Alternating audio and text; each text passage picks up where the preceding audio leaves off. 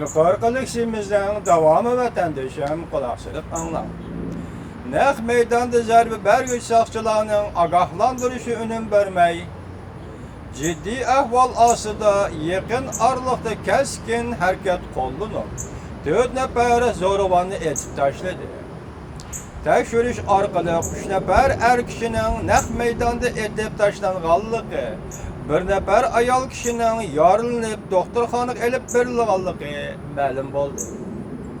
Ahvalga asaslanğanda qolga ilingan Şinjanlıq Gumallıq zoravan ayalının ismi Amangol Mattursun. Uyghur Şinjan Xotam vilayeti Lop nahiyesidir.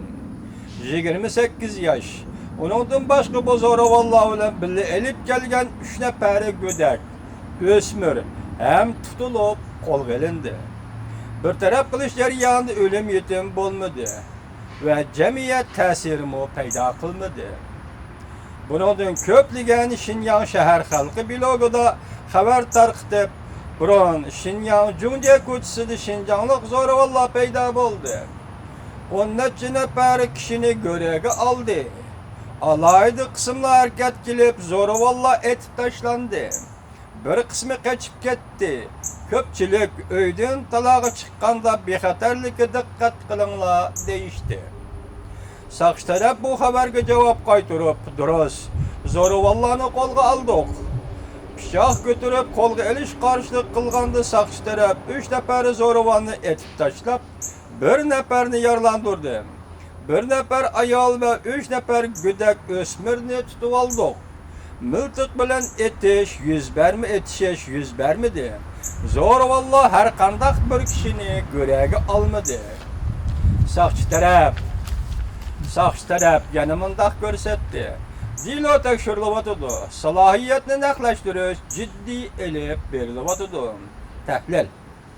Vatandoshim diqqat qiling bizning tahlilimizga. Yuqorqi to'qolanatlarning hammasi faqat to'qolanatga yolg'on.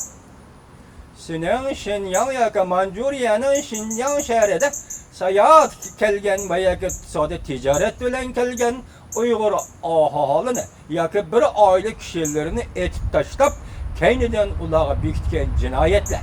O'ras. Sen tuhmat bilan jinoyat bekitsan bo'ras. Jinoyat seni bekitgan jinoyat o'ras emas, tuhmat qilayotganing o'ras.